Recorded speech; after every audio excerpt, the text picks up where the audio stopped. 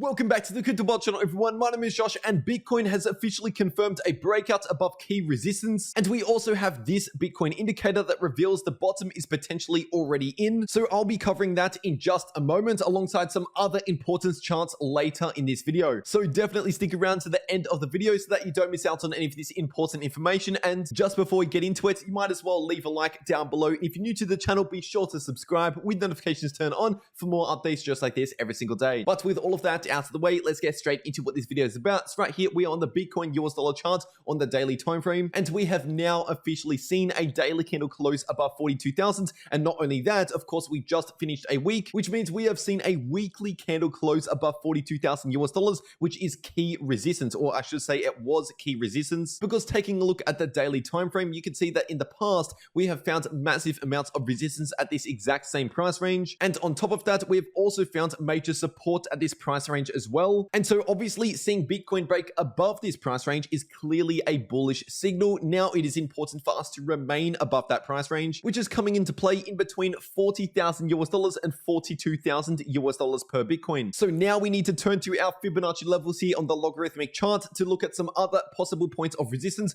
First of all, we have the 38.2% Fibonacci level coming in just underneath 44,000. And you can see just here in the middle of January, we did find some resistance around that price. But if we can break above 44,000, then I'll be looking towards the 50% level at around 48,000 approximately. And then anything above that, the most important Fibonacci level is the golden pockets coming into play in between 52 to 53,000 US dollars per Bitcoin. And like I said in my last Bitcoin update video that I uploaded yesterday on the channel, it is very important for Bitcoin to break above that golden pocket in order to confirm a longer term bull run, because realistically speaking, anything below the golden pocket is considered a shorter term rally. And you can see here in past price action in around 52,000 to 53,000 US dollars per Bitcoin, we have found massive amounts of resistance in that price range. So that is definitely something to keep in mind as we potentially continue to move upwards here. And taking a quick look at the 3-day time frame for Bitcoin, the subscribers on this channel that have watched my other Bitcoin update videos would already know about this. But for anyone new to this channel, we have officially confirmed a breakout in the 3-day RSI, which historically speaking is a bullish signal for Bitcoin. Now, it is important to mention that nothing is 100% guaranteed, but seeing this signal right here simply increases our chances of having some sort of bullish trend moving forward over the next few weeks and potentially over the next few months or so. And another signal that potentially increases our chances of seeing a bullish trend over the next few weeks and potentially over the next few months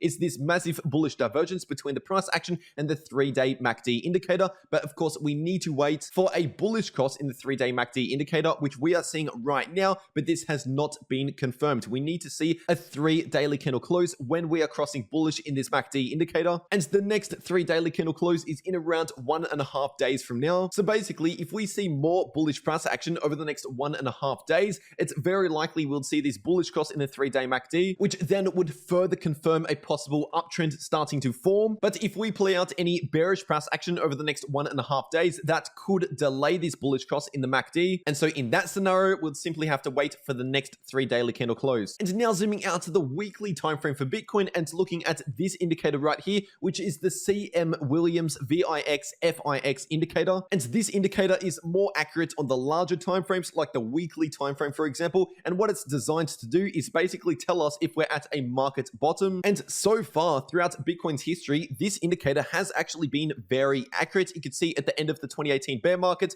this indicator basically told us the bottom for the bear market. We also saw a short-term bottom in around September and October 2019, and then of course the bottom of the March 2020 crash, and then we saw a very small bottom signal in the January 2021 correction, and then during June and July 2021, this indicator was basically telling us the entire time that we were at a bottom for Bitcoin. And over the past 3 weeks, this indicator has been telling us that we are potentially bottoming out, and right now the current weekly candle is resulting in a grayed out column in this indicator. Now, it is important to mention that this can change within this week while we're seeing the weekly candle, but obviously at the end of the week, when we see a weekly candle close, we'll begin the next weekly candle, and in that case, that would officially confirm this week's column in this indicator. And if this week's column stays gray, then that means, at least according to this indicator, that the bottoming process has been completed. So basically, in that scenario, the Bitcoin bottom is in, and we are getting ready for another push to the upside. Now, as I said earlier, it is important to mention that nothing is 100% guaranteed. For example, if the stock market decided to have another massive crash crash out of nowhere, then that would likely bring down the Bitcoin price. But I mean, you can simply take a look at all of these other examples that we just discussed where this indicator has flashed green, and you can clearly see that this indicator has had an amazing track record so far. So like I said, on the 3-day time frame for Bitcoin, seeing the breakout in the RSI and the bullish divergence between the MACD and the price action, this is just another signal on the chart that is simply increasing our chances of having some sort of bullish reversal that could play out over the next few weeks, but potentially over the next few months,